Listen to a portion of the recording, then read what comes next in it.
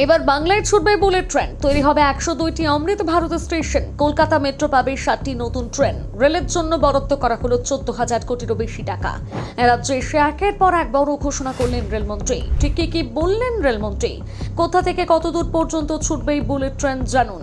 বাংলাদেশের রেলমন্ত্রী অশ্বিনী বৈষ্ণব জানান, ইউপিএ সরকারের সময় পশ্চিমবঙ্গের জন্য বছরে প্রায় 4,000 কোটি টাকা বরাদ্দ করা হতো, আর বর্তমানে কেন্দ্রীয় সরকার বাংলার জন্য 14,205 কোটি টাকার বরাদ্দ দিয়েছে। এরপর তিনি সবচেয়ে বড় ঘোষণাটি করেন। তিনি জানান, দিল্লি থেকে বারাণসী, পাটনা হয়ে শিলিগুড়ি পর্যন্ত একটি উচ্চগতির বুলেট ট্রেন করিডোর তৈরির পরিকল্পনা রয়েছে। এই প্রকল্প বাস্তবায়িত হলে দিল্লি থেকে শিলিগুড়ি পৌঁছতে সময় লাগতে পারে মাত্র 6 ঘন্টার কাছাকাছি।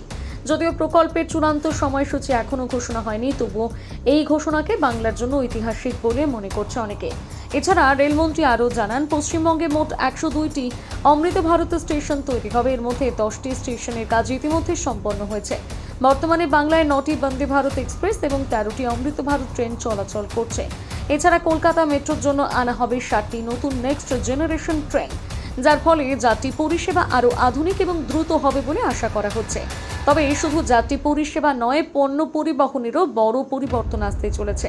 ডানকুনি থেকে সুরাট পর্যন্ত নতুন ফ্রেট করিডোর চালুর পরিকল্পনার কথা জানিয়েছে রেলমন্ত্রী। এর ফলে শিল্প ও ব্যবসার ক্ষেত্রে পরিবহন খরচ কমবে এবং সময় বাঁচবে। একই সঙ্গে তিনি দাবি করেন, পশ্চিমবঙ্গে রেলের 100% বিদ্যুতায়নের কাজ সম্পূর্ণ হয়েছে। সব মিলিয়ে বলা যায়, বাংলার রেল ব্যবস্থাকে নতুন উচ্চতায় নিয়ে যাওয়ার রূপরেখা তুলে ধরেছে কেন্দ্র রাজ্য সরকার। বুলেট ট্রেন, নতুন মেট্রো, অমৃত ভারত স্টেশন, ফ্রেট করিডোর এবং হাজার হাজার কোটি টাকার বিনিয়োগ। আগামী কয়েক বছরে পশ্চিমবঙ্গের রেল মানচিত্রে বড় পরিবর্তন আসতে পারে। রেলমন্ত্রীর এই সমস্ত ঘোষণা নিয়ে আপনার কি মনে হয় জানাতে ভুলবেন না কমেন্ট করে।